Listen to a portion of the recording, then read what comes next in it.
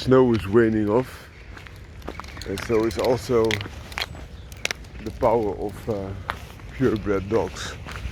And why is this? Because those purebred dogs have been bred for generations to just be that, purebred example of a specific breed, without the functionality, without the test, without the character, without the build, and all other stuff. And that has made a lot of trouble. Trouble that it made was especially on health, but also because if you only bred pure, it's quite hard to keep good health, especially if you don't test them. Because if you test the dogs hard, for example doing the work that we did, even a border collie would still have a very good heart, very good body to take it every time to the field to herd the sheep, and a good intelligence. Nowadays, when they're just being show dogs, this is not longer necessary, so also their body, their cardiovascular system and all other stuff could become worse. Border collie is still quite healthy because of the drive and all the other things that made the dog. It was a lot harder to make them just pets, because if you have a border collie and you just keep it on the couch, it will become very destructive, and therefore it's not that suitable for most pet owners. The new generation of border collies have been weighed down, tuned down, and are a lot less intense, and so thereby also easy to be kept as a pet. The other thing is that it has done is also ruining the character. So a lot of dogs that were originally extremely courageous are now just shallow vessels. Some pressure and they will break and hide, and that's a very bad thing. So why did they breed pure? In my opinion, they bred pure for two reasons. But one reason is the be all and end all, and that's for show purposes. They want to discriminate themselves from other breeds. And that's a non-functional parameter that gives you nothing other than aesthetics and some praise as a breeder.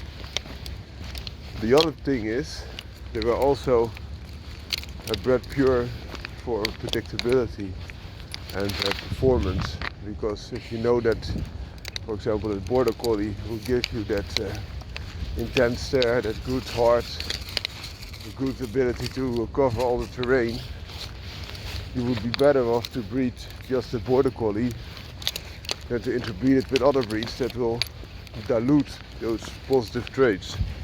Yes? Yes.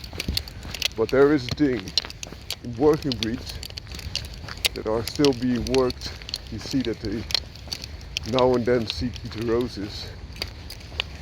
So they seek another breed that's either related, so that they don't weigh down too much of the characteristics, or completely not related, but brings a lot of additional benefits and also more heterosis. So like heterosis is also called bastard power, because they are completely not related and should not happen in the sense of a classical marriage as God wanted it and still wants it. He wants you to mate for life, and also the breed they wanted to breed pure for life, but with this bastard power they again invigorated the strain. And that could be, for example, in running greyhounds to add some original bulldog, which is the pit bull dog, the bull and terrier, so to say, of these days, so comparable to American pit bull terrier. And of course, American pit bull terrier is quite a fast dog, but not as fast as greyhound. but those additional genes gave the greyhound a boost in heterosis, but also added more power, better acceleration, and those lines proven to be much faster again. And of course, it could very well be that original bulldog or the original bull and terrier, which is now close to the American pit bull terrier, then the current show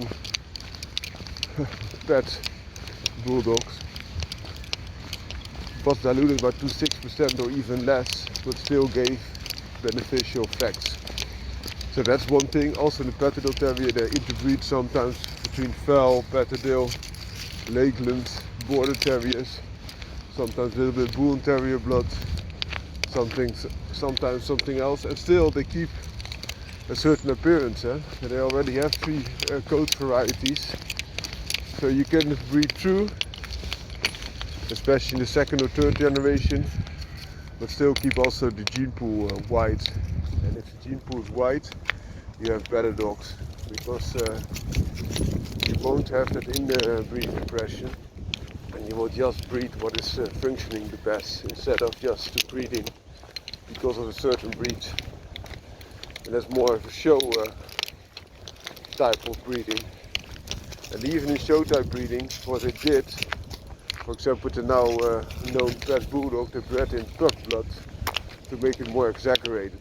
So they flatten the face, broaden the skull and all the other things instead of functionality. So that also in the show world is a practice to make their dogs different and not necessarily expanding the gene pool, because those dogs, the result thereof were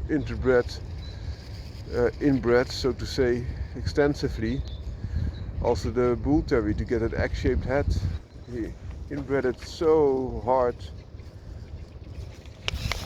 to make it like it is today.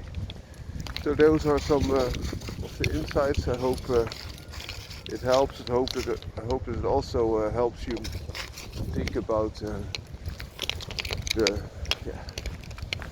nonsense about pure breeding, show breed dogs.